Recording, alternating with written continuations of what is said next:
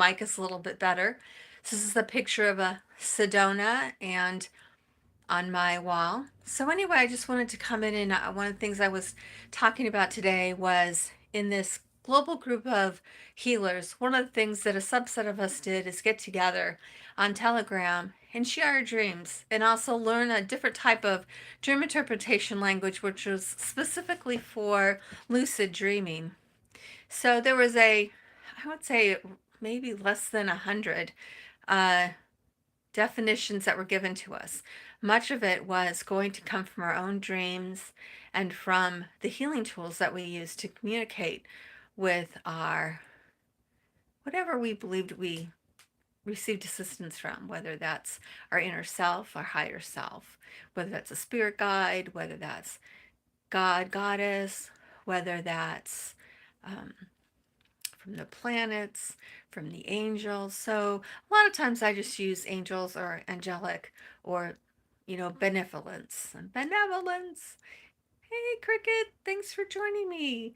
So, one of the things that started happening is that within the group, people started to be more and more courageous about sharing their dreams. And one person in particular was saying, you know what, when I go to sleep at night, I'm beginning to feel like there's a presence, like my teacher, and we all were using the same teacher.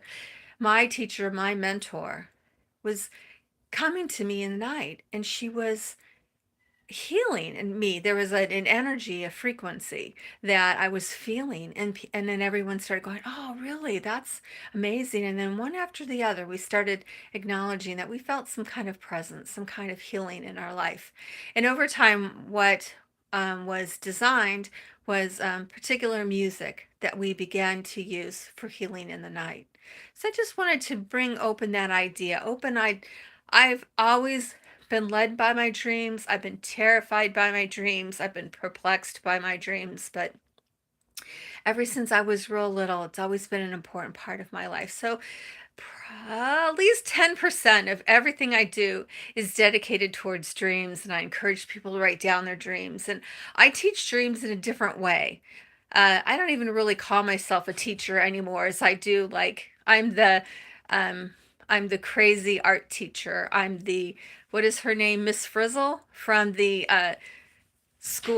Magic School Book series. I kind of imagine myself as a creative and scientific and everything in between, and wanting to be that person that really supports other people.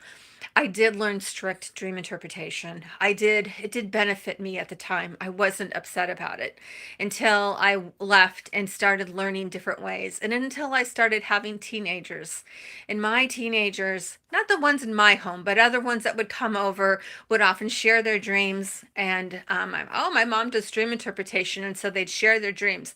But at no point did any of them consent to have me interpret the dream. In no way did they ask me, what does that mean? In no way did they have any kind of idea that they wanted me to step in and parent them during their dreams.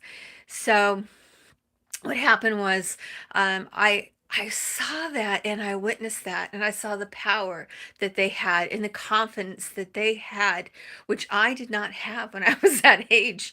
And much of my own, raising my own kids is like almost 180, almost 360 degree from the way I was raised. And so it's really a lot of it is starting from scratch, but a lot of it is coming from the heart and trusting yourself. So this is what I just want to bring forward with dreams tonight is even if you don't remember your dreams, you believe me, there's a lot of things that are going on, and there could be many reasons why you're not remembering your dreams. Some of them you may know, some of them you may not know. What does happen over time, it's just like anything you have an interest in, like cooking or creating music, like some of the beautiful people online do, or crocheting or knitting or gardening. It's some time, it's some effort. And let's say, if you ever tried to ride a bike and you fell down or you didn't have good balance or it brought anxiety, maybe you never want to ride a bike again. You don't have to. Maybe you do something else. Well, maybe the dreams are the same way. So you don't have to remember your dreams. Some people do remember their dreams. Some people love to see the different layers. So that's what I say. There's different layers of dreams. So when you go to sleep tonight, if you can have a peaceful sleep, if you can take a piece of paper and write out maybe an hour before you go to bed, if there's things that are concerning you, things that are bothering you, things that you can't let go, things in the world, things in your county, things in your family, things in your own heart, write them out and ask for them to be taken care of, ask for some awareness of what you can do, ask to be able to just let go of them and not have to have any kind of answer. And then if you remember a dream, write down the dream. If you don't remember a dream, then absolutely give yourself that time to maybe read some affirmations, dance, draw, come up with your own dream, come up with your own story, take a dream if you don't understand it and create poetry with it. Create again a drawing. It can be an abstract drawing, but do something to connect with yourself in a way that guides you and leads you.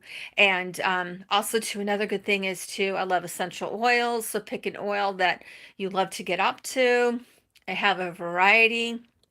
Light a candle, because there's so much symbology and that touches that very ancient part of us of lighting a candle, especially if it's in the dark or you're getting up before the sunrise rise, and maybe sit with your animals and have a nice cup of tea or coffee or hot tea and lemon. But don't get on yourself if you don't remember a dream. That it's not a failure. It's really about creating that space, the space before the space, the space before you get up and you face your day. So if you do have dreams, I will come in here once a week and talk about dreams, and I will give you some symbols, and you can play around with your own dreams and we can experiment with that. But by no means does anyone else, I would like to convey that to you, is you are the author of your dreams. There's so many things about you, about your unique fingerprint that no one else could know. And I would say that actually most of the teachers that I had really enjoyed them. They offered different perspectives. And that what I really noticed over time is that even though they might try to walk through symbols and tell me, like a dictionary, this is what these mean, when they came to offering me an insight or an overall dream message, I could feel that was much more from an intuitive pull.